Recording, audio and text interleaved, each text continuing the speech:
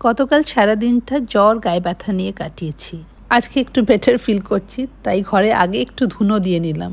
ধুনোতে কিন্তু একটা অদ্ভুত পজিটিভ এনার্জি আছে। আমার এই উর্লিটাতে কিন্তু আমি সবসময় জল ভরে রাখি। শঙ্খ, ফ্লোটিং ফ্লাওয়ার্স আর কখনো কখনো ফ্লোটিং ক্যান্ডেলস দিয়ে আমরা উর্লি সাজাতে ভীষণ ভালো লাগে। কিন্তু ডেঙ্গুর ভয় আর জল রাখছি না।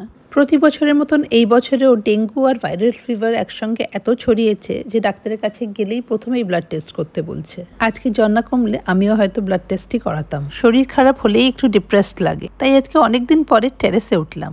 আর টেরেসে ওঠা মাত্রই এত সুন্দর আকাশ দেখেই মনটা ভালো হয়ে গেল। কি তাড়াতাড়ি সময় চলে যাচ্ছে।